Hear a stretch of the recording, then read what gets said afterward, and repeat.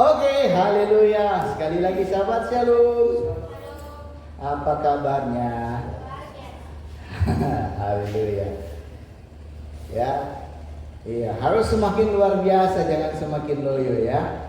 Karena hari-hari ini tantangan luar biasa bagi kita, saudara ya. Ya, apalagi tantangan bulan April ini, ke depannya ada satu hal lagi, tantangan cuaca. Cuaca ekstrim. Saudara yang bekerja parit, hati-hati ya.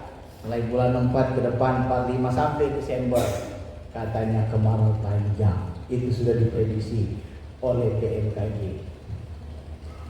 Ya, jadi hati-hati saudara yang bekerja, jaga diri baik-baik, karena itu juga salah satu cara untuk membuat Anda banyak sakit penyakit.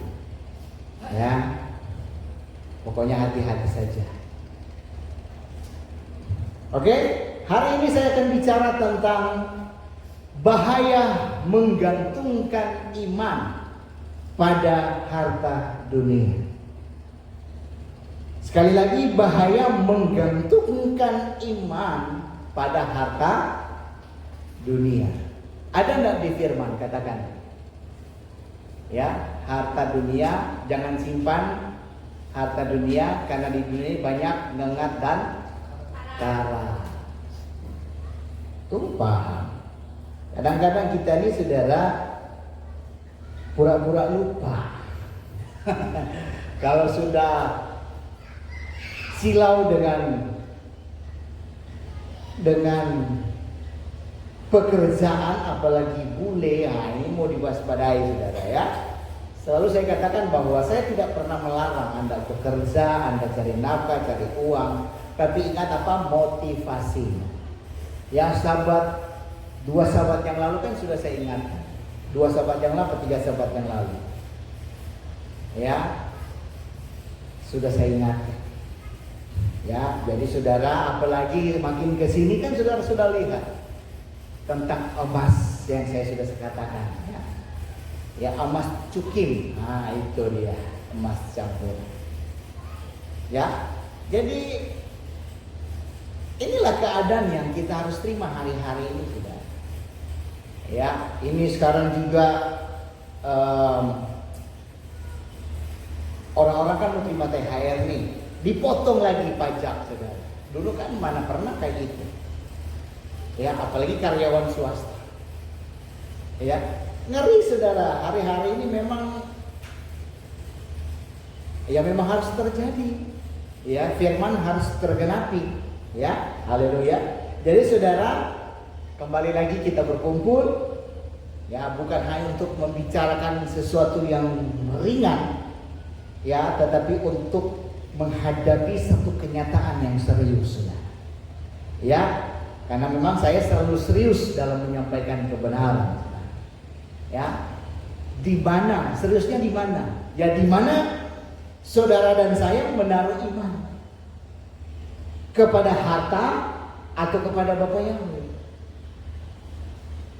Kita sekarang diperhadapkan ini loh, saudara. Saudara sadar atau tidak, kita diperhadapkan ini, saudara. Ya, dan banyak orang masih belum mampu untuk meninggalkan rupanya, saudara. Saya sudah cek. Ya. Bahkan saya sudah sampaikan tadi di awal, orang yang sudah datang pun pulang lagi, saudara. Coba. Yang katanya siap padahal nggak siap rupa-rupanya, saudara. Ya, ngeri saudara, hanya karena tidak mampu. Karena dia sampaikan dia masih butuh uang. Manusia di mana ya nggak butuh uang? Tapi kalau sudah di hari-hari yang terakhir begini, saudara, bagaimana? Ya. Makanya itulah pentingnya yang namanya persiapan. Tapi untuk saya pribadi, saudara, saya 14 tahun sudah ada di sini, saudara. Ya, saya tetap melihat pemeliharaan Bapa Yahweh ketika hidup kita bergantung sama Bapa Yahweh. Dan saya boleh melihat Sekalipun kadang-kadang ujian itu harus ada. Seperti yang saya pernah sampaikan bahwa pernah puasa terpaksa karena nggak ada makanan, saudara. Pernah makan ubi karena nggak ada beras di rumah, saudara. Itu sudah saya alami. Makan minyak garam sudah, itu proses, bukan sekarang. Dulu masih anak dia pun piak, saudara. Jadi untuk mengalami asam hidup yang kata orang asam manis, asam garam, asam pahit, udah saya rasakan, saudara. Ya, jadi saya nggak takut untuk menghadapi hari-hari yang terakhir ini. Apalagi hidup di daerah dikatakan pedalaman seperti ini, yang dilempar tanam tumbuh. Iya kan? Haleluya. Cuman yang jadi persoalan, saudara Bapak Ibu yang terkasih, kita pun di sini, saudara, ya, sudah kayak bukan kita yang dulu. Kita sudah terbawa oleh arus dunia. Kita terbawa oleh perkembangan zaman. Yang tadinya katanya jadul, jadi semua jadi modern, saudara. Ya, jadi orang-orang sekarang pada nggak mau lagi mengikuti yang dulu. Padahal sistem ini mengembalikan kita ke zaman dulu. Ya, betul nggak, saudara? Iya. Presiden Prabowo sudah umumkan, saudara, untuk mempercepat kompor listrik.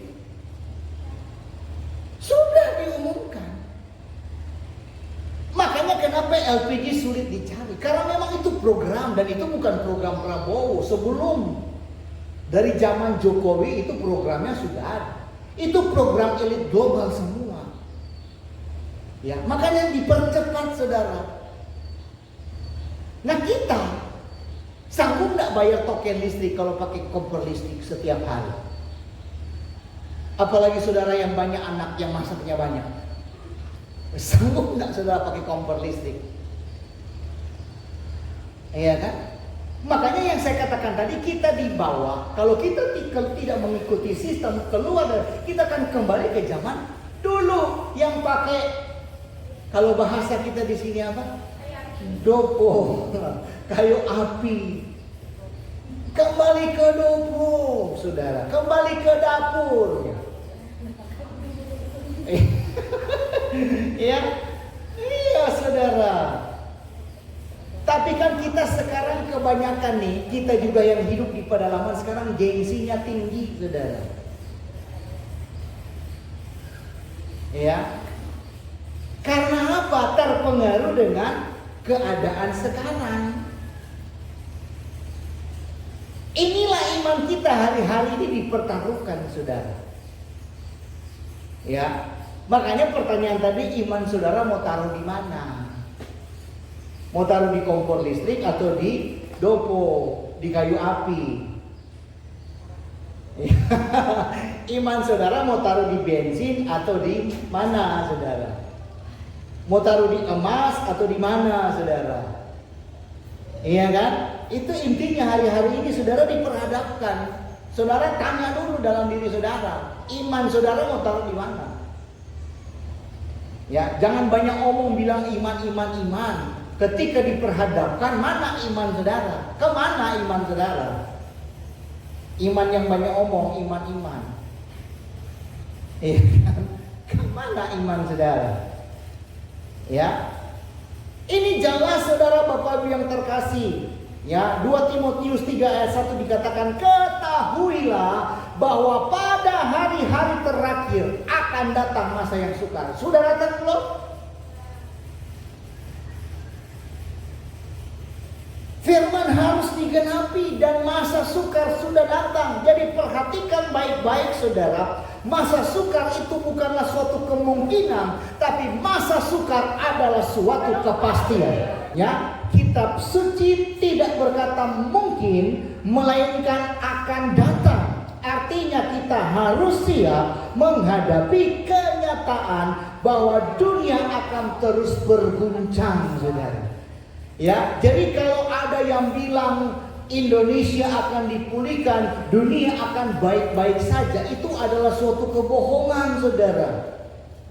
Ya, itu adalah suatu kebohongan karena kenapa?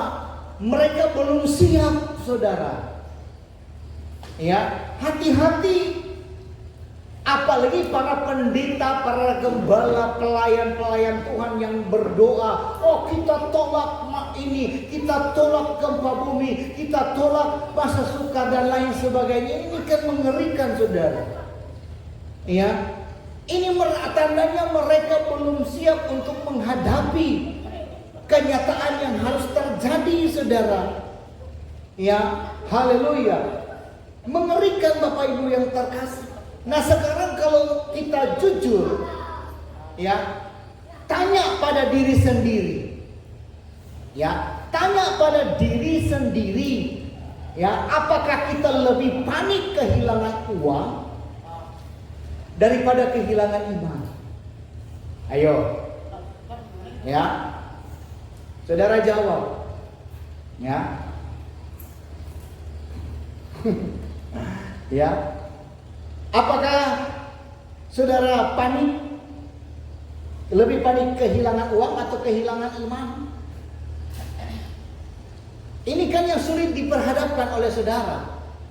Ya, tapi di akhir zaman kita harus bisa berani memilih, saudara. Ya, apakah kita lebih panik kehilangan uang daripada kehilangan iman? Ya. Kalau saya lebih memilih, lebih baik saya panik, ya, kehilangan iman daripada harus kehilangan uang. Ya, uang masih bisa dicari, kalaupun sudah tidak, ya apa boleh buat.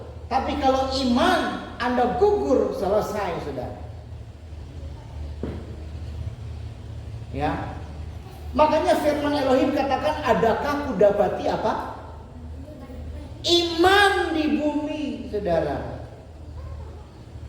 Ketika diperhadapkan dengan masalah, persoalan, tantangan, apalagi hari-hari terakhir, kemana iman? Bahkan ada satu media sosial yang saya mau ketawa lucu, saudara. Seorang gadis remaja, ya, dia katakan, kemana para dukun-dukun di dunia ini? Mereka yang jago-jago sakti, katanya.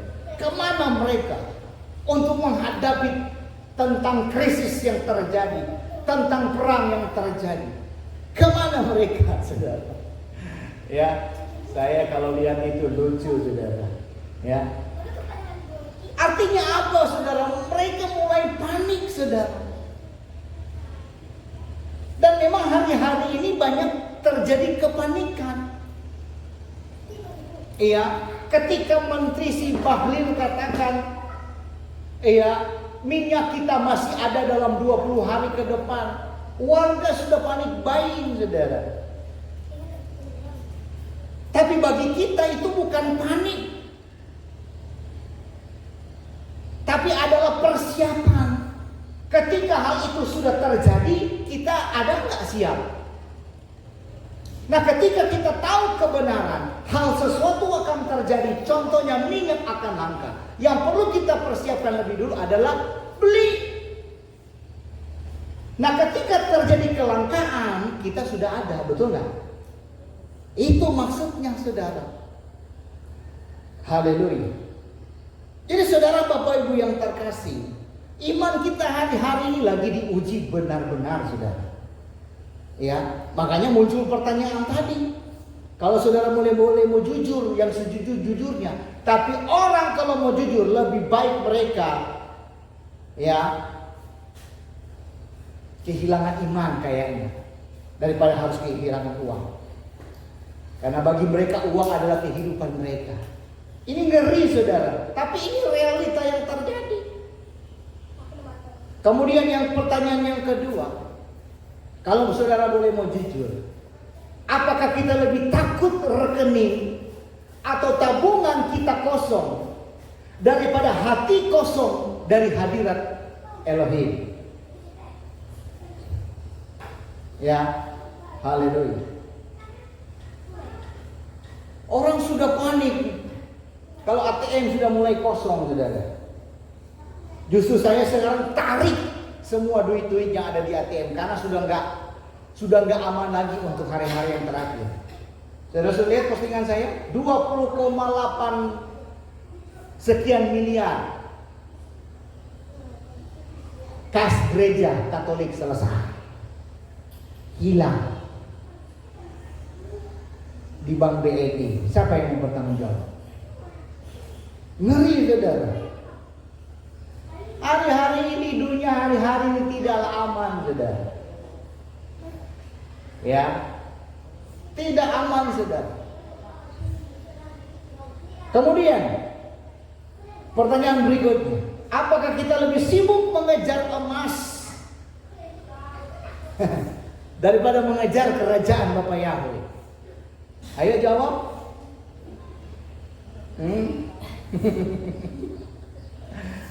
Ini pertanyaan hal yang cukup membuat Anda berpikir 2 kali 3 kali lipat. Ya, apakah kita lebih sibuk mengejar emas daripada mengejar kerajaan Bapa Yahweh? Dari pertanyaan yang saya lontarkan, kalau jawabannya ya, itu berarti sesuatu yang salah dalam fondasi imannya. Ada yang salah bangun fondasi iman kita. Makanya saya dari awal tidak pernah menindakbobokkan saudara. Ya, untuk membangun fondasi yang benar. Kalau fondasi iman saudara sudah salah bangun, akan salah seterusnya, saudara. Ya, haleluya. Nah, mungkin saudara bertanya, salahnya di mana, saudara? Mungkin saudara bertanya, salahkah kita mengejar uang dan emas? Ya, salahkah kita mengejar uang dan emas, saudara? Saya jawab ya, salahnya bukan pada mengejar uang atau emas itu sendiri. Ya, kenapa? Karena kitab suci tidak pernah berkata bahwa bekerja, berusaha, atau memiliki harta itu dosa. Tidak, saudara. Ya, bahkan di dalam Torah menegaskan bahwa orang rajin akan diberkati. Bahkan banyak tokoh-tokoh dalam kitab suci seperti Abraham, Ayub, Salomo itu memiliki kekayaan yang luar biasa. Jadi untuk kategori mencari nafkah, bekerja keras, dan mengelola harta itu benar dan itu perlu, saudara. Nah, mungkin saudara masih itu salahnya di mana? Ya, kesalahannya tadi ada di dalam fondasi iman. Salah ketika uang dan emas menjadi pusat kepercayaan. Contohnya ada orang yang saya tahu sampai hari ini dan saya dengar dia bilang, kalau kita ibadat terus, tidak bekerja, emangnya beras jatuh dari langit? Itu menurut mereka begitu. Jadi mereka lebih memilih harta, lebih memilih emas, lebih memilih bekerja. Karena bekerja menghasilkan, ibadah nggak menghasilkan. Tapi apa kata firman Elohim? Mengandung ibadah itu mengandung janji. Baik hari ini, besok maupun yang akan datang. Tahu firman, jangan asal ngomong. Bahkan Matius 6 ayat 33 berkata apa? Carilah dahulu kerajaan Elohim dan kebenarannya, maka semuanya akan ditambah. Tapi itulah cara kerja setan. Itulah cara kerja setan.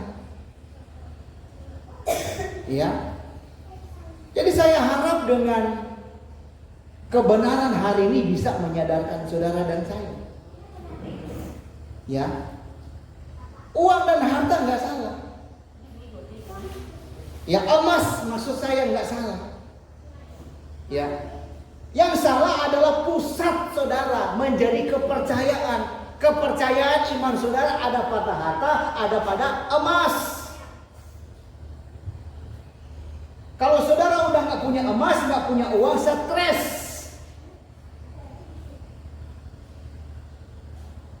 Iya kan? Merutap terus tiap hari kalau udah nggak ada uang. Ya, haleluya.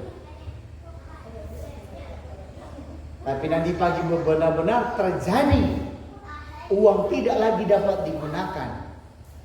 Saya akan lihat saudara apakah mungkin saudara bukan lagi stres, gila. Ya, kalau terjadi kayak Indonesia, terjadi kayak di Venezuela, uang berampa di jalan-jalan, ngeri saudara. Nilai uang tidak ada artinya sama sekali. Itu akan terjadi juga pagi lusa.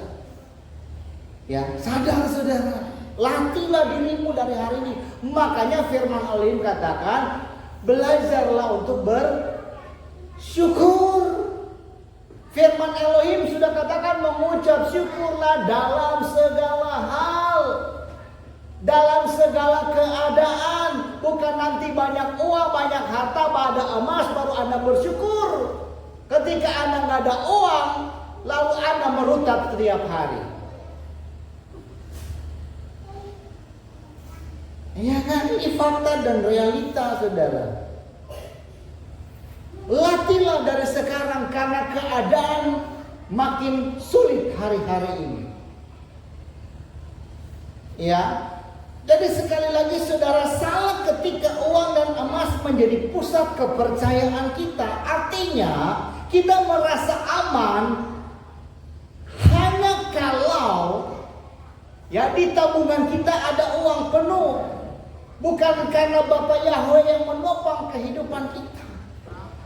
Itu sama artinya kita meremehkan Bapak Yahweh, seolah-olah Bapak Yahweh tidak sanggup memberi makan kita, saudara. Ingat firman katakan, burung saja dipelihara. Amin. Kita siapa? Kita firman Elohim katakan biji matanya. Amin. Dan dia katakan tidak dibiarkan sehelai rambut jatuh tanpa seizinnya. Haleluya. Kalau kita benar-benar menaruh keimanan, kepercayaan kita kepada Bapa Yahweh, pasti ada pemeliharaan. Amin. Nah, kalau saudara taruh iman saudara pada harta, pada emas, pada duit, ya wajar Anda stres bahkan gila hari-hari ini. Betul? Iya, wajar. Kemudian, salah ketika harta menggantikan posisi Bapa Yahweh. Ya, kenapa? Karena itu berarti kita menjadikan materi sebagai ilah kecil, sebagai Tuhan kecil, ya, yang saudara sembah secara diam-diam. Hati-hati saudara. Ini yang terjadi kepada bangsa Israel dulu. Emas, patung emas disembah. Ya, dan memang sekarang dia nuntut dia untuk disembah. Ya. Makanya banyak orang Nasrani jatuh karena mereka tidak mampu meninggalkan kenyamanan. Ya, kemudian salah ketika hati kita lebih takut kehilangan uang daripada kehilangan hadirat Elohim. Nah, itu tanda bahwa harta sudah mencuri tempat Elohim dalam hidup kita. Ya, makanya dia muncul perkataan tadi. Ya, di ibadah gak menghasilkan duit, gak menghasilkan beras, gak menghasilkan emas. Tapi kalau kita bekerja itu menghasilkan. Nah, ini saudara, tepat sekali saudara. Ya, berarti harta emas sudah mencuri tempat kedudukan Elohim dalam hidup saudara. Maka ngeri kalau sudah begitu saudara. Ya. Jadi Sekali lagi, bukan salah bekerja atau salah saudara mencari uang. Sama dengan cinta uang. Uang nggak salah, ya, nggak salah, saudara. Tapi pada intinya dari kesemuanya ini adalah salah menaruh iman. Saudara menaruh iman pada uang. Uang hanyalah alat, bukan dasar hidup. Emas hanyalah benda, bukan penyelamat. Ya. Nah, kalau kita menjadikan harta sebagai fondasi iman, maka kita sedang membangun rumah di atas pasir. Begitu badai datang, semuanya runtuh. Betul? Semuanya runtuh. Maka runtuhlah iman-iman Kristen, iman-iman Nasrani ketika masa sukar datang. Kenapa? Karena iman mereka ditaruh kepada uang, ditaruh kepada kenyamanan. Seolah-olah mereka punya iman kepada Elohim, tapi sesungguhnya diuji oleh masa sukar. Haleluya. Diuji oleh masa sukar. Sekaranglah saudara. Haleluya. Ya, banyak orang-orang Kristen, orang-orang Nasrani penyembah Bapa Yahweh runtuh imannya. Ya, tapi sebaliknya kalau kita menjadikan Bapa Yahweh sebagai dasar iman, maka sekalipun kita kehilangan harta, iman kita tetap teguh. Amin. Haleluya. Ini baru mantap saudara. Itulah yang dimaksud fondasi iman kita harus pada Bapa Yahweh. Haleluya. Iya, bukan pada materi, paham? Ya. Sayang iman saudara, kita sudah berjuang loh saudara. Saya wanti-wanti akan hal ini. Jangan sampai iman saudara gugur hanya karena keadaan, hanya karena kerampaknya saudara. Mohon maaf saudara. Jangan. Saya sebagai hamba Elohim ada rambu-rambu yang mengingatkan saudara. Karena saya paham. Sudah saya khotbahkan juga dulu, hati-hati setan itu menjebak. Kalau Anda sudah dijebak, inilah parahnya. Anda tidak akan bisa keluar. Pak, Bu, setan itu licik loh saudara. Licik. Tapi kita jangan kalah. Amin. Anda kalah digalakkan oleh logika. Makanya ada Hawa mudah tergoda. Tapi kalau kita kembali ke firman, kita nggak akan tergoda. Haleluya. Sadar Bapak Ibu, kita sudah di 2026, agenda global 2030, rapture di bawahnya. Waktunya sudah singkat. Nah, saudara menyibukkan diri dengan hal-hal yang gak penting, saudara. Ya, haleluya. Jadi saudara Bapak Ibu yang terkasih, saya mau sampaikan dengan kata lain. Mari saudara, kerja keras itu bagus. Ya, saudara punya harta dikasih kepercayaan, mantap saudara. Tapi sekali lagi ingat baik, jangan pernah menjadikan harta, jangan pernah menggantikan emas, jangan pernah menggantikan uang sebagai pengganti Bapa Yahweh. Ya, apalagi di akhir zaman ini, ketika kita tidak mempersiapkan diri dengan benar, ya, saya pastikan saudara akan masuk ke dalam sistem anti Hamasia. Ya, sistem anti Hamasia yang sementara berjalan.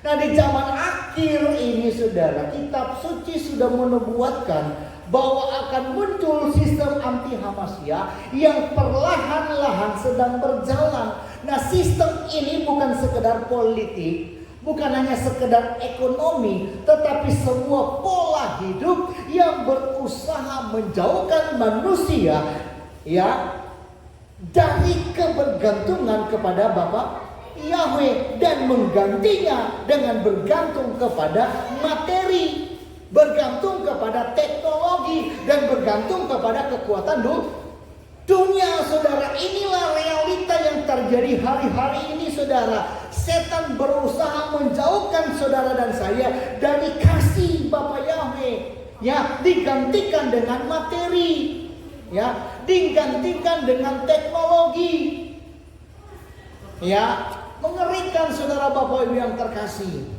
ya, dan menggantikannya dengan kekuatan dunia. Nah, kesalahannya ada di sini, saudara. Ya, saya jelaskan, saudara. Ketika kita tidak mempersiapkan diri dengan benar, iman kita akan mudah goyah. Dan mau tidak mau, saudara akan tunduk pada sistem, betul? Sudah banyak contoh yang saya berikan. Ketika Anda tidak paham tentang biometrik, ketika nanti diperhadapkan tanggal 7 Juli, ya, lalu Anda tidak paham, Anda ikut sistem. Karena mau terima bansos, mau terima beras, Anda harus scan. Kalau enggak, Anda tidak dapat bantuan sama sekali. Nah, ini saudara, ya, kita kadang-kadang tidak siap akan hal ini, saudara. Ya, bahkan pengamat-pengamat ekonomi sudah sampaikan kepada kita, di tengah krisis hari-hari ini, ya, jangan bolos, jangan berhutang, karena akan mempersulit kehidupan kita, saudara. Itu pengamat ekonomi. Dan saya sudah ingatkan itu dari dulu, saudara. Ya. Makanya saya bilang hati-hati, cara kerja setan ini menjebak kita. Ya, haleluya. Persiapkanlah diri dengan benar, karena kalau tidak, sekali lagi iman kita akan goyah dan akhirnya kita menyembah sistem. Ya, kita tunduk pada sistem dunia yang tentunya melawan kehendak Bapa Yahweh. Nah, makanya ketika kita menjadikan uang sebagai penopang hidup, maka kita sedang membuka pintu untuk dikendalikan oleh sistem anti manusia. Karena sistem itu akan memakai ekonomi sebagai senjata, dan siapa yang bergantung pada uang akan mudah dikendalikan, saudara. Ya, mudah. Saudara bergantung pada uang akan mudah dikendalikan. Nah, ketika kita tidak melatih hati untuk bergantung sepenuhnya kepada Bapa Yahweh, maka kita akan panik saat harta kita hilang, saudara. Ya, dan akhirnya apa yang terjadi? Kita pasti merelakan melakukan apa aja demi untuk bertahan hidup, saudara. Ya, termasuk kompromi dengan sistem yang ditawarkan oleh anti Hamasiyah, dan akhirnya menolak sistem Bapa Yahweh. Betul? Ini kalau kita nggak waspada hari-hari ini, sudah ngeri. Itulah sebabnya firman Elohim menegaskan, tadi saya sudah sebut, carilah dahulu kerajaan Elohim dan kebenarannya, maka semuanya akan ditambahkan. Artinya kalau kita menaruh iman kita kepada Bapa Yahweh, kita tidak akan takut sekalipun sistem dunia ini semakin menekan. Amin. Haleluya. Ya, jadi bukan salah bekerja atau punya harta, tetapi salah kalau harta menjadi apa tadi? Pengganti Bapa Yahweh. Dan di zaman akhir ini hanya mereka yang memiliki fondasi imannya yang teguh pada Bapa Yahweh yang akan mampu berdiri melawan arus sistem anti Hamasiyah. Amin, saudara. Haleluya. Dan itu pun bagi yang mau belajar. Ya, bagi yang mau belajar tentang apa yang terjadi hari-hari ini. Ya, saya sudah katakan, yang sudah paham pun, yang katanya sudah siap, toh tetap masih goyah imannya. Hanya karena apa? Ketakutan. Ya, ketakutan soal apa? Uang. Nanti nggak ada uang, nanti bagaimana? Nanti mau ke sana bagaimana? Nanti bagaimana? Nanti bagaimana? Muncul pertanyaan-pertanyaan, itu kan ketakutan demi ketakutan. Di dalam Bapa Yahweh selalu saya katakan ada solusi. Amin. Tidak semua apa yang kita lakukan berjalan mulus, enggak, saudara, penuh tantangan. Sekalipun terkadang apa yang kita lakukan merupakan kelalaian, itu juga ujian. Salahnya siapa? Salahnya kita. Iya kan? Seperti itu, saudara. Tapi apakah kita langsung down? Apakah kita langsung jatuh begitu? Enggak kan, bangkit lagi, berupaya. Amin. Haleluya. Ya, banyak orang percaya termasuk penyembah Bapa Yahweh berkata mereka sudah siap, sudah paham tentang nubuatan, sudah tahu tentang sistem anti Hamasiyah. Tetapi ketika kenyataan hidup menekan, ketika uang mulai menipis, ketika ekonomi mulai goyah, ya kan? Iman mereka tetap terguncang hanya karena takut tidak punya duit. Takut tidak punya uang. Ini fakta, ini realita. Ya, haleluya. Saya sudah pernah diizinkan Bapak Yahweh sebelum saya jadi hamba Tuhan dulu. Memang Bapak Yahweh proses itu juga sudah berkali-kali saya saksikan. Saya dulu seorang pekerja dengan gaji bulanan 1 juta lebih, hampir 2 juta pada waktu itu. Itu sudah lumayan hidup, saudara. Gonta-ganti HP, keluar masuk mall, keluar masuk salon, keluar masuk klub. Ketika diproses Bapak Yahweh 1 sen pun gak ada uang. Nyaman job, HP pun gak ada, saudara. Habis. Ya, haleluya. Kalau mau ikut Tuhan, mau ikut Bapak Yahweh itu jangan main-main. Harus ada penundukan diri, harus ada kerendahan hati. Apalagi di akhir zaman. Makanya saya bilang, saya Bapak Ibu nggak nganu, saudara, nggak khawatir. Karena saya sudah bilang saya nggak mau jadi hamba Tuhan. Kalau Tuhan paksa saya, Bapak, artinya dulu saya katakan ya Tuhan yang tanggung jawab atas hidup saya. Ya puji Bapak Yahweh yang 14 tahun dari 40 lebih kakak. Dari sisa berapa kakak kita ini? Ya, dari yang tidak suka, ya, sampai mau geser saya, sampai mau bunuh saya. Adakah saya mati? Adakah saya kekurangan? Itulah bentuk pemeliharaan Bapak Yahweh. Amin. Apalagi cuma menghadapi masa-masa begini, ya. Haleluya. Ya. Ayo saudara, apalagi saudara yang lahirnya di pedalaman, yang hidupnya pekerja keras, ayo dong. Ya, memang di satu sisi kelemahan saya itu nggak mampu seperti saudara. Itu aja, makanya saya juga butuh saudara. Take and care, take and give. Ya, cila. Saling membantu, saling menolong. Ya kan, saya kan nggak bisa seperti saudara harus ngejek, harus ngore, harus kerja keras. Karena tulang Manado dengan tulang lagi di Manado dengan yang di sini beda, saudara. Ya, haleluya. Saya harus angkat jempol dengan tulang-tulang kian yang bekerja keras. Haleluya. Ya, hati-hati saudara. Ya. Ayo, mari kita yang tersisa bergandengan tangan bersama-sama. Ya, jangan takut dengan keadaan sekarang, tapi harus siap, saudara. Ya. Jadi kembali lagi ke tadi, saudara, mereka sebenarnya bukan gak siap, bukan gak tahu, ya kan? Masalahnya bukan sekedar kurang paham akan nubuatan, tetapi apa tadi? Ketakutan yang lahir dari hati yang masih melekat kepada harta, yang masih melekat kepada uang. Makanya mereka sulit untuk meninggalkan kenyamanan ketika diperhadapkan. Orang kan kadang-kadang cuma banyak omong, betul nggak saudara? Orang istilah zaman now omdo, omong doang, atau bahasa presiden omong-omong, ya kan?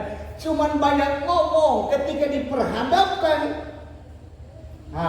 ayo, iya kan? Nah ini saudara, ya. Kalau kita tidak ada uang, itu berarti kita belum percaya penuh kepada Bapa Yahweh yang sanggup mencukupi. Amin. Yahweh sanggup melakukan segala perkara dulu, sekarang, dan selamanya. Ya kan? Jadi dia sanggup. Apalagi yang pujian yang kita sering nyanyikan. Ya. Tapi ketika diperhadapkan, tapi kalau saudara benar-benar mengimani, tetap akan ada pemeliharaan. Amin. Saya percaya saudara-saudara merasakan.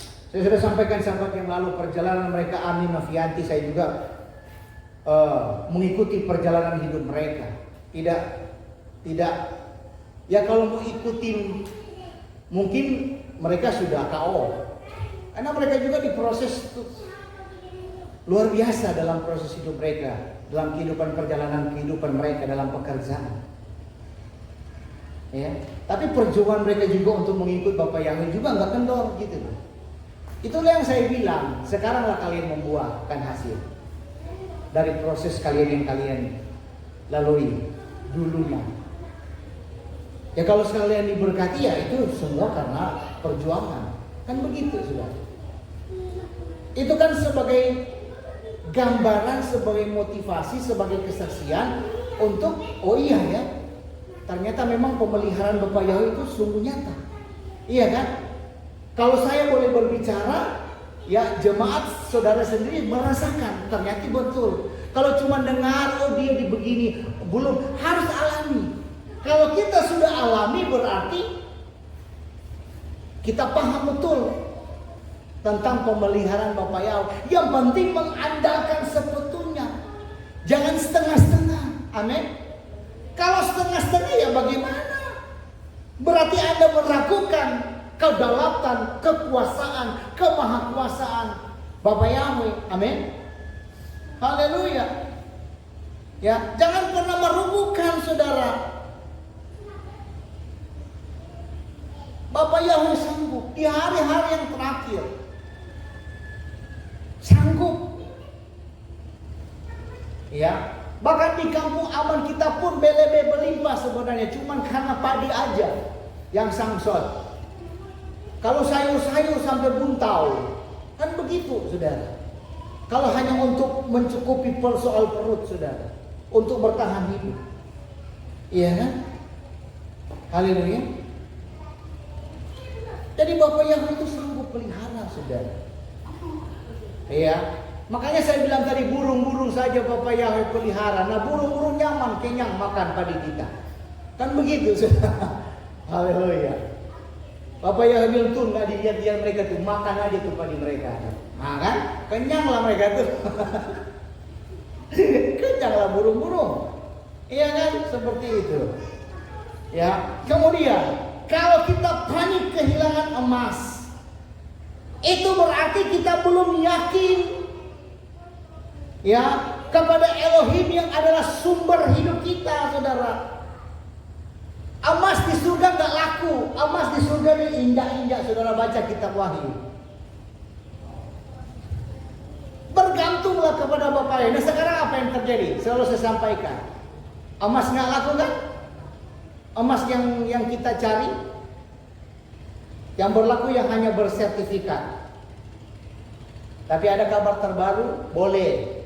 Saya dengar gubernur sedang memperjuangkan itu untuk saudara bisa legal dalam bekerja emas. Kalau di Manado gubernur kita mantap. Jadi yang pekerja mereka yang tadinya ilegal sekarang sudah dilegalkan oleh gubernur. Jadi nggak perlu takut lagi ada razia nggak perlu takut. Makanya saya dengar sekarang lagi diperjuangkan. Entah di daerah mana-mana itu nggak tahu. Yang penting gubernur lagi berupaya untuk memperjuangkan supaya rakyat pun bisa makan. supaya emas yang saudara kerja itu jadi legal, bersertifikat. Memang proses pengurusnya rumit, tapi ya lagi dan lagi mereka lagi berupaya. Ya, tapi pada intinya berharap kepada Bapa Yahweh. Itu intinya, saudara. Ya, haleluya. Kemudian, kalau kita goyah hanya karena ekonomi, itu berarti fondasi iman kita masih rapuh. Ya, masih rapuh. Ya, jadi di zaman akhir ini hanya mereka yang benar bergantung penuh kepada Bapa Yahweh yang akan bertahan, saudara. Makanya saya sampaikan, pengetahuan saja nggak cukup. Persiapkan mental dan hati yang teguh itu diperlukan hari-hari ini. Ya, dengan kata lain kita harus belajar sekarang, hari ini, untuk melepaskan ketergantungan pada uang. Ya, pada emas. Harus belajar, saudara. Ya, melatih diri bergantung sepenuhnya kepada Bapa Yahweh. Karena kalau sekarang saja kita goyah hanya karena uang, hanya karena emas, bagaimana nanti ketika sistem anti Hamasia itu benar-benar menekan seluruh dunia? Gimana? Akhirnya Anda nyerah, kan? Jadi ini adalah pendahuluan yang begitu penting yang saya mau tegaskan kepada kita, saudara. Ya, satu hal, harta dunia fana. Ya, iman kepada Elohim kekal. Itu saudara harus paham. Ya, emas bisa disita. Ya kan, emas disita hari ini. Uang hilang. Tapi iman yang sungguh berharap kepada Bapa Yahweh itu tidak akan mudah tergoncangkan. Amin. Jadi sebelum saya masuk lebih dalam lagi, saya tegaskan dari awal, khotbah ini bukan sekedar nasihat moral, tetapi peringatan keras. Ya, kalau kita masih bergantung kepada materi, kita sedang berjalan dalam jalan yang sangat berbahaya, saudara. Ya, tapi kalau kita bergantung kepada Bapa Yahweh, kita sedang berdiri di atas batu karang yang tidak akan pernah goyah. Amin. Haleluya. Itu bagian pendahuluan. Ya, bagian yang pertama saya masuk, kerapuhan harta dunia.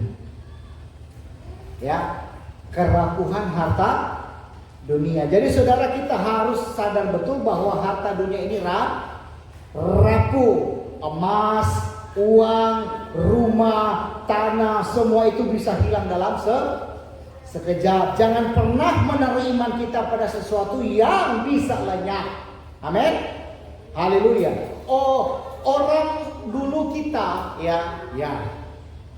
merasa aman karena kita punya ibaratnya contoh sertifikat, kan bisa digadai, bisa dijual, ya kan?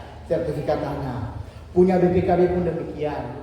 Punya kendaraan, ya kan? Punya rekening bank. Tapi sekarang aturan yang saya katakan di awal itu berubah, saudara.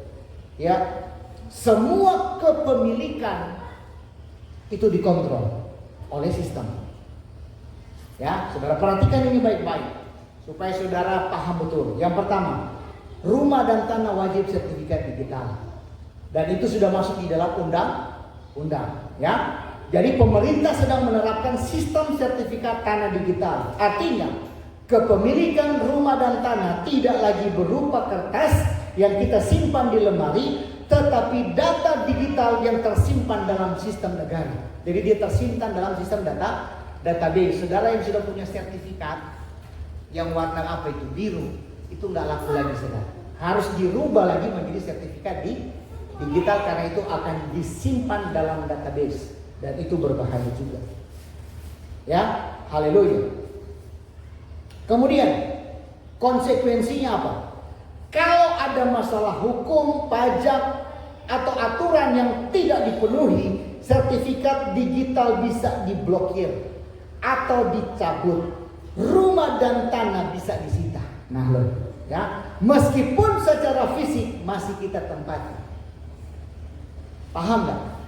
Ya, paham ya. Yang kedua, saya cepat saja. Kendaraan, semua kendaraan, motor, mobil, speed, apapun kendaraan saudara, semua bisa disita kalau tidak mengikuti aturan.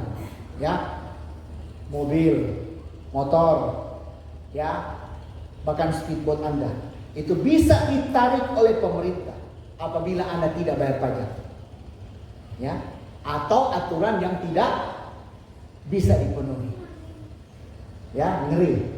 Jadi kepemilikan kendaraan bukan lagi jaminan mutlak. Hari ini kita merasa aman, besok bisa hilang hanya karena satu aturan yang dilanggar. Ngeri. Bahkan sekarang di daerah Jawa, saya lupa di bagian mana itu didatangi loh penagih pajak untuk menagih pajak, untuk bayar pajak, paksa. Ya, nanti juga kan begitu kita. Yang ketiga, uang dan aset finansial, rekening bank bisa dibukukan. Ya, dulu kan sudah terjadi. Saham, deposito, bahkan emas bisa turun drastis nilainya. Ya, kembali emas bisa disita. Pemerintah bisa mengambil, aturan bisa berubah, atau keadaan darurat bisa membuat emas tidak berharga. Betul? Sekarang terjadi, betul? Kemudian uang bisa hilang. Krisis ekonomi, inflasi, pencurian, bahkan satu keputusan politik bisa membuat nilai uang jatuh. Dan hari ini uang kita bernilai, besok bisa tidak ada nilainya sama sekali. Sudah terjadi di Venezuela.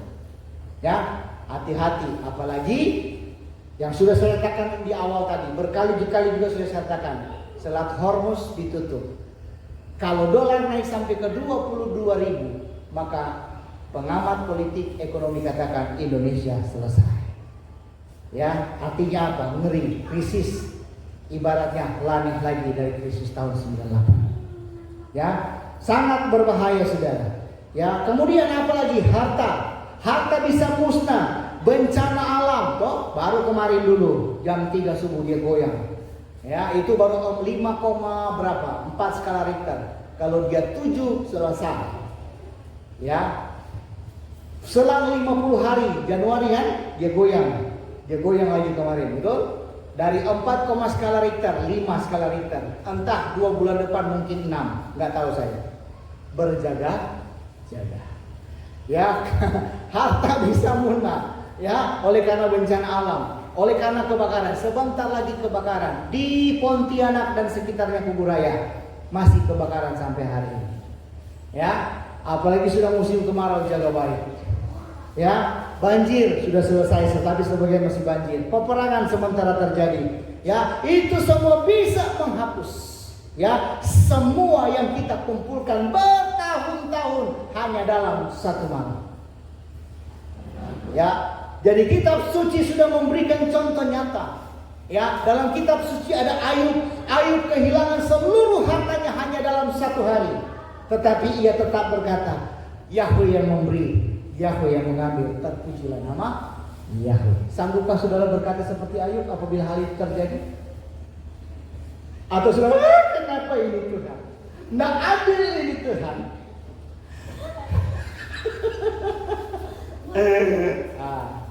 Ayo, haleluya. Kemudian siapa lagi? Salomo, orang terkaya pada zamannya, akhirnya berkata, segala sesuatu adalah kesia-siaan. Salomo bilang, harta banyak, istri banyak, gundik banyak, dia bilang semuanya sia-sia. Ya, bagaimana dengan Anda? Jadi jangan pernah menaruh iman pada sesuatu yang bisa hilang. Kalau iman kita bergantung pada uang, maka saat uang hilang, iman pun saudara ikut runtuh, saudara. Ya, kalau iman kita bergantung kepada emas, maka saat emas lenyap, saudara juga akan panik dan akan kehilangan arah. Ya, harta dunia ini seperti pasir di tepi pantai, indah dilihat, bisa digenggam sebentar. Tetapi begitu ombak datang, pasir itu hanyut. Itu contoh saudara. Ya, begitu juga dengan kekayaan saudara, tampak kokoh tapi sebenarnya rapuh. Ya, rapuh. Saudara lihat bencana demi bencana yang terjadi, banjir bandang. Ya kan, rumah mobil yang begitu megah, begitu bagus, ketika dihantam banjir bandang, selesai mobil berhanyut, rumah roboh. saudara. Haleluya. Karena itu kita harus berani berkata, aku tidak akan menaruh iman pada emas dan uang. Aku hanya bergantung kepada Bapa Yahweh, satu-satunya yang tidak pernah goyah. Amin. Haleluya. Terus apa yang harus kita lakukan selain bergantung sama Bapa Yahweh di zaman akhir ini? Ya. Haleluya. Ya, artinya saudara Bapak Ibu yang terkasih, tidak menaruh iman kepada emas dan uang, bergantung sepenuhnya kepada Bapa Yahweh. Ya, dalam kehidupan sehari-hari kita harus bijak mempersiapkan diri, terutama juga di bidang ketahanan pangan, saudara. Ya, kita kan sudah kita kan sudah bergantung sama Bapa Yahweh, betul ya? Haleluya, ya. Terus muncul pertanyaan, apa yang harus kita lakukan di zaman akhir ini, ya, ketika kita tidak lagi menaruh iman kepada uang dan juga kepada emas. Ya, artinya kan saudara masih butuh soal perut, soal makan, soal kehidupan. Ya, nah itu iman tanpa perbuatan mati. Jadi maksudnya ketika kita bergantung sepenuhnya kepada Bapa Yahweh memberikan hikmat kepada kita. Nah, dalam kehidupan kita sehari-hari kita harus bijak dengan mempersiapkan diri, terutama di bidang ketahanan pangan. Itu maksudnya kalau saudara nggak pandai ketahanan pangan, bercocok tanam. Paham nggak? Ya. Nah, kenapa? Karena sistem dunia sekarang semakin ketat. Rumah harus bersertifikat digital, tanah bisa dicabut, kendaraan bisa ditarik, uang bisa dibukukan. Semua itu menunjukkan betapa rapuhnya harta dunia. Maka salah satu cara praktis untuk bertahan adalah dengan membangun kampung aman. Ya, membangun sebuah komunitas yang mandiri, saling menopang dan tidak bergantung kepada sistem dunia. Amin. Haleluya. Ketahanan pangan sebagai fondasi. Tanam sendiri, makan sendiri. Betul enggak? Ya. Dengan menanam padi, sayur, buah, kita berternak, kita tidak bergantung kepada pasar yang bisa dikendalikan oleh sistem. Ya kan, nanti pagi lusa nanti akan pakai barcode, saudara nggak punya barcode, nggak pakai biometrik. Kita udah ada sayur, kan begitu, saudara. Kemudian energi alternatif, belajar menggunakan tenaga surya, ya kan, atau biogas sederhana supaya tidak sepenuhnya bergantung kepada listrik. Saya sudah katakan sebelum khotbah tadi, ya kan, itu saudara. Kemudian kampung aman, komunitas yang saling menopang, jemaat hidup bersama, saling membantu, ya, tidak individualistis, tidak sendiri-sendiri maksud saya. Ya, kemudian aturan internal kampung punya kesempatan bersama, saling menjaga, saling berbagi, saling melindungi. Ya. Kemudian apalagi mandiri dari sistem dunia dengan ketahanan pangan dan solidaritas kampung tidak mudah goyah sekalipun sistem anti Hamasiyah menekan lewat ekonomi. Gak peduli. Amin. Ya, jadi saudara jangan salah paham. Kita bukan diajak untuk lari dari dunia, tetapi mempersiapkan diri dengan benar. Makanya dengar baik, ayo. Kalau kita masih bisa lagi bersama, ayo. Kita nggak mungkin sendiri-sendiri, saudara. Nggak bisa, cuma satu kakak nggak bisa. Saudara nggak akan mampu untuk melawan anti Hamasiyah. Ayo, kembali lagi, saudara. Kompromi lagi. Mumpung masih ada waktu, masih ada kesempatan. Ya, Anda tidak akan mampu melawan sendiri. Ya, yang penting keseriusan kita. Haleluya. Ya, jadi saudara Bapak Ibu yang terkasih, kalau kita hanya bergantung kepada uang, kita akan mudah dikendalikan. Tetapi kalau kita bergantung kepada Bapa Yahweh dan membangun ketahanan pangan bersama, kita bisa tetap berdiri teguh sekalipun sistem dunia semakin menekan. Ya, iman kita harus kokoh pada Bapa Yahweh. Dan kehidupan kita harus dipersiapkan dengan bijak. Itulah arti membangun kampung aman. Bukan sekedar bertahan hidup, tetapi hidup dengan iman yang tidak tergoncang. Amin. Haleluya. Yang kedua, bagian yang kedua iman yang teguh pada Bapa Yahweh. Iman yang teguh pada Bapa Yahweh. Jadi saudara, setelah kita melihat betapa rapuhnya harta dunia, sekarang ya saya harus menegaskan bahwa fondasi hidup kita hanya boleh berdiri di atas Bapa Yahweh. Amin. Yang pertama, ya, iman bukan sekedar percaya. Ya, berkali-kali saya sampaikan ini. Jangan hanya beriman, setan pun beriman, setan pun percaya.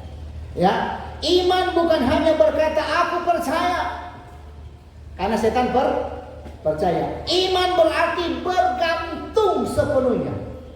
Kalau kita percaya kepada Bapa Yahweh, tetapi hati kita masih panik kehilangan uang, itu bukan iman sejati. Iman sejati adalah ketika kita tetap tenang sekalipun harta hilang, karena kita tahu Bapa Yahweh yang menopang hidup kita. Amin. Haleluya. Yang kedua, iman adalah dasar hidup. Kitab suci berkata, Ibrani 11 ayat 6, tanpa iman tidak mungkin orang berkenan kepada Elohim. Artinya, iman bukan tambahan, tapi iman adalah dasar hidup. Ya, rumah bisa roboh, tanah bisa dicabut, kendaraan bisa ditarik, tetapi iman kepada Bapa Yahweh tidak bisa digoyahkan oleh siapapun. Iman adalah batu karang. Kalau kita berdiri di atas iman, badai boleh datang, tetapi kita tidak akan pernah goyah. Kita tidak akan pernah runtuh. Amin. Haleluya. Yang ketiga, iman membawa ketenangan. Iman membawa ketenangan. Makanya ingat baik-baik Matius 6 ayat 33. Ini sudah menjadi hayat hafalan, saudara. Apa? Carilah dahulu kerajaan Elohim dan kebenarannya, maka semuanya akan tambah atau kurang? Tambah. Ya, ditambahkan, saudara. Jadi kalau kita cari Bapa Yahweh lebih dulu, kita tak akan panik soal uang. Amin. Bapa Yahweh punya janji, dia akan mencukupkan kau. Amin. Haleluya. Ya, kalau kita bergantung kepada Bapa Yahweh, kita akan tetap tenang sekalipun ekonomi dunia hancur berantakan. Ya, karena iman sejati membuat kita berkata, sekalipun aku tidak punya apa-apa, aku tetap punya segalanya karena aku punya Bapa Yahweh. Kalau prinsip dunia dia kutip, Anda tidak punya apa-apa tapi Anda bahagia. Bohong besar.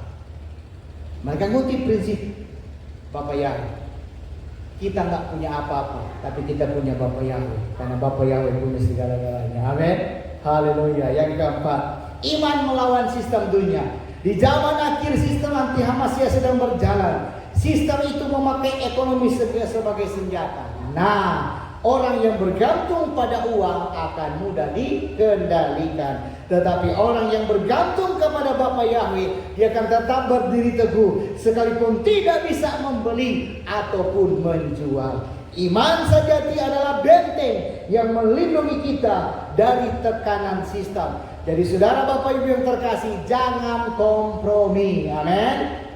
Jangan biarkan ya uang menjadi ilah dalam hidupmu, menjadi Tuhan dalam hidupmu. Haleluya. Artinya saudara, kalau kita bergantung kepada uang, kita akan jatuh bersama uang. Kalau kita bergantung kepada Bapa Yahweh, kita akan berdiri teguh sampai akhir. Iman sejati bukan teori, bukan sekedar pengetahuan, tetapi keputusan hati untuk bergantung sepenuhnya kepada Bapa Yahweh. Jadi dengan kata lain saudara, iman yang teguh adalah satu-satunya fondasi yang tidak pernah goyah. Dunia bisa runtuh, sistem bisa menekan, harta bisa hilang, tetapi iman kepada Bapa Yahweh akan membawa kita tetap berdiri sampai akhir. Amin. Haleluya. Luar biasa. Ya, luar biasa. Bagian yang ketiga, tanda orang yang bergantung pada materi. Nah, lewat ini saudara selidiki hidup saudara ya. Apakah saudara masih bergantung kepada materi atau tidak ya? Ini yang akan membuktikan. Ya, kita harus jujur, periksa diri, betul? Harus jujur ya. Karena banyak orang berkata mereka percaya kepada Bapa Yahweh. Banyak sudah banyak.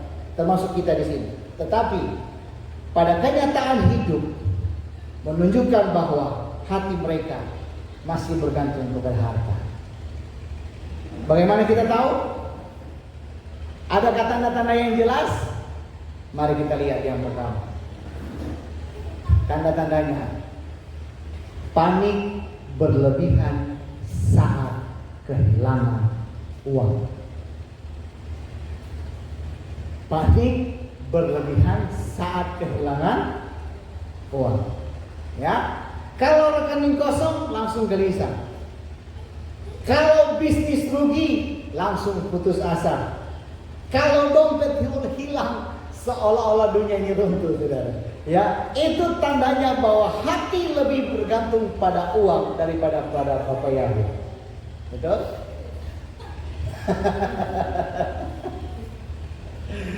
Apalagi katanya nggak ada dengan alasan. Kenapa nggak semuanya nggak ada uang persembahan? Haleluya. Hidupmu masih bergantung kepada uang. Seolah-olah Anda datang beribadah untuk menyogok Tuhan. Dengan alasan tidak ada uang. Jangan ngampu, saudara. Ya. Yang kedua, mengukur berkat hanya dari materi. Ya. Ada orang yang berkata, kalau aku kaya, berarti Bapa Yahweh memberkati. Berarti kalau miskin, Bapa Yahweh nggak berkati, begitu. Ya, orang kan berkata begitu, saudara. Ya. Seolah-olah Bapa Yahweh nggak peduli. Itu salah, saudara, ya. Berkat sejati bukan soal uang. Amin. Berkat sejati bukan soal uang, tetapi soal hadirat Bapa Yahweh dalam hidup kita. Paham gak hadirat Bapa Yahweh itu seperti apa? Kadang-kadang kita tanya, hadirat-Mu Tuhan, ku rasakan kekudusan-Mu Bapa. Ya, kadang-kadang kita nyanyikan berhadirat. Ngerti nggak apa itu hadirat? Ya, haleluya. Tapi saya mau sampaikan, ya, yang pertama, hadirat Bapa Yahweh itu membawa damai. Biar Anda tahu, amin. Ketika Anda misalnya kerja nggak boleh, contoh, Anda nggak khawatir karena ada hadirat turun. Hadirat itulah yang akan mendamaikan saudara. Betul? Hadirat itulah yang akan membuat Anda tenang. Amin. Kalau hadirat itu nggak ada, udah panik saudara, udah merutab itu. Iya enggak? Iya. Itulah yang dimaksudkan hadirat saudara. Ya, itulah yang dimaksudkan hadirat. Mengukur berkat hanya dari materi. Tapi kalau kita betul-betul merasakan hadirat, kita tahu. Ya, haleluya. Ketika hadiratnya ada dalam hidup kita, kita akan tenang. Mau ada masalah, ada apapun, apalagi masa-masa sekarang saudara. Ya, nggak ada uang, kata hilang, ya. Artinya kan kita sudah belajar ikhlas kan? Dengan masa-masa kita sudah belajar, ya? Betul nggak? Tapi betul nggak ketika dihadapkan saudara betul-betul ikhlas? Ya, ketika nanti datang TNI, Polri, Pak, saya mau sita motor kendaraan Bapak karena tidak bayar pajak, langsung bekal, langsung kelahi, ya. Ikhlas? Adakah hadirat? Ya, atau rumah, ya kan, langsung angkat parang maju kian. Ya, belum tentu saudara. Makanya kita harus belajar ikhlas hari-hari ini, amin. Haleluya. Harus belajar ikhlas hari-hari ini saudara. Makanya kita perlu hadirat Bapa Yahweh, amin. Perlu hadirat Bapa Yahweh. Haleluya. hanya hadirat Bapa Yahweh yang membawa damai. Amin. Ada pujian, kalau ku cari damai, hanya ku dapat dalam Yesus. Amin. Haleluya. Haleluya. Saudara Bapak Ibu yang terkasih, ya itulah yang saya mau sampaikan. Ya, ketika ada hari dan kita mampu berkata shalom, ya, damai sejahtera ada dalam hati kita. Amin. Damai ini bukan datang dari rekening bank, bukan datang dari emas, tetapi keyakinan kita kepada Bapa Yahweh, ya, yang memegang hidup kita. Amin. Haleluya. Yang kedua, hadirat Bapa Yahweh memberikan kita kekuatan. Ya, hidup penuh dengan tekanan. Dunia menekan kita hari-hari dengan segala macam aturan, dengan segala sistem dan ketidakpastian. Tetapi hadirat Bapa Yahweh memberikan kita kekuatan untuk tetap berdiri sampai hari ini. Amin. Haleluya. Orang yang punya hadirat Bapa Yahweh itu tidak akan mudah goyah, karena dia tahu bahwa kita tidak sendiri, karena Bapa Yahweh ada bersama dengan kita. Amin. Haleluya. Yang ketiga, hadirat Bapa Yahweh menuntun jalan. Ya, Anda mungkin ditipu, atau harta bisa menipu, uang bisa menipu, segalanya bisa menipu. Ya, uang bisa menyesatkan. Tapi hadirat Bapa Yahweh menuntun kita kepada jalan yang benar. Ketika kita dekat dengannya, kita bisa mendengar suaranya, merasakan arahannya, dan tahu apa yang harus dilakukan. Makanya belajar peka, belajar dengar suara Tuhan, bukan dengar suara tetangga. Ya, bukan dengar apa kata orang. Yang keempat, hadirat Bapa Yahweh lebih berharga dari segala hal. Haleluya.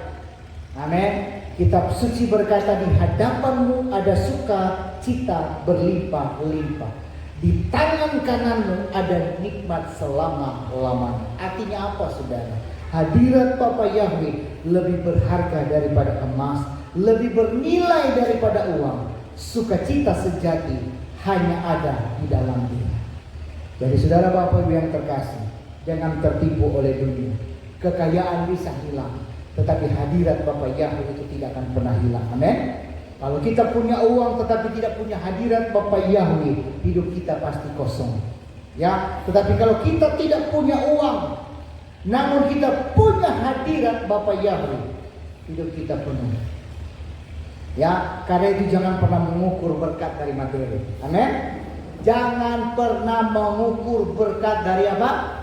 Materi. Ukur berkat dari seberapa nyata hadirat Bapa Yahweh dalam hidup kita.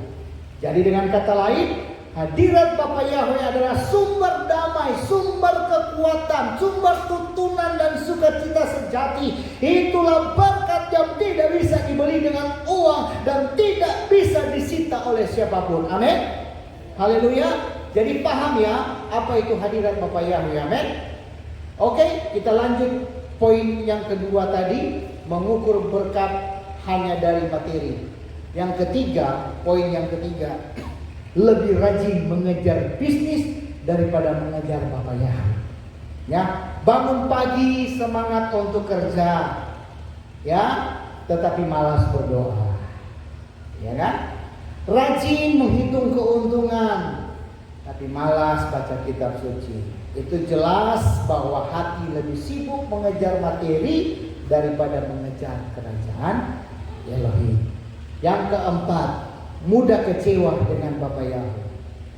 Ya, ketika doa tidak menghasilkan uang langsung marah. Ya, ketika usaha gagal langsung menyalahkan Bapa Yahweh. Ya, itu menunjukkan bahwa iman bukan kepada Bapa Yahweh, tetapi kepada hasil materi. Yang kelima, takut kehilangan harta lebih daripada kehilangan iman. Ya, kalau rumah disita, panik. Kalau kendaraan ditarik, stres. Tapi kalau hati menjauh dari Bapa Yahweh, nggak ada merasa apa-apa. Ya, itu tanda yang paling berbahaya. Lebih takut kehilangan harta daripada kehilangan iman. Jadi saudara Bapak Ibu yang terkasih, tanda-tanda itu harus jadi cermin bagi kita. Amin. Jadi bercermin. Kalau nggak paham nanti dengan ulang di YouTube. Ya, haleluya. menjadi cermin dalam kehidupan kita. Kalau kita menemukan tanda-tanda ini dalam hidup kita, berarti fondasi iman kita masih rapuh. Ya, kita sedang membangun rumah di atas pasir. Begitu badai datang, semuanya runtuh. Ya, karena itu kita harus berani berkata sekali lagi, aku tidak mau lagi bergantung pada materi. Aku hanya mau bergantung kepada Bapa Yahweh, satu-satunya yang tidak pernah goyah. Amin. Yang keempat, ini kebalikannya. Ini hidup yang bergantung kepada Bapa Yahweh. Jadi kita sudah melihat tanda-tanda orang yang bergantung pada materi. Sekarang tanda-tanda orang yang bergantung kepada Bapa Yahweh. Nah, saudara pun lihat, oh berarti saya sudah bergantung sama Bapa Yahweh. Kalau belum, sadar dan bertobat. Ya, kita belajar bagaimana hidup bergantung kepada Bapa Yahweh. Inilah jalan keluar yang benar supaya iman kita tidak goyah di hari-hari terakhir. Yang pertama, bergantung kepada pemeliharaan. Bergantung kepada pemeliharaan. Bangsa Israel di padang gurun contoh nyata. Ya, apakah mereka punya ladang? Apakah mereka bekerja? Apakah mereka punya emas? Ya, apakah mereka punya uang? Hah? Saya rasa enggak. Ya, tetapi setiap hari apa yang terjadi? Bapa Yahweh memberi mana dari langit. Artinya Bapa Yahweh memberikan mereka makan. Haleluya. Ya, itu bukti bahwa Bapa Yahweh sanggup memelihara umatnya tanpa kita harus bergantung kepada sistem dunia. Kalau kita bergantung kepada Bapa Yahweh, kita percaya bahwa Dia sanggup mencukupi kebutuhan kita sekalipun dunia berkata mustahil. Amin. Tidak ada yang mustahil bagi Bapa Yahweh. Yang kedua, belajar puas dengan apa yang ada. Amin. Puas dengan apa yang ada. Manusia ini nggak pernah puas. Udah ada A mau B, udah ada B mau C. Itulah manusia. Tidak pernah rasa puas, tidak pernah rasa cukup. Ya, haleluya. Hidup bergantung pada Bapa Yahweh berarti kita harus belajar puas. Karena kitab suci berkata, asal ada makanan dan pakaian apa? Cukup udah. Apalagi yang mau dicari, saudara? Amin.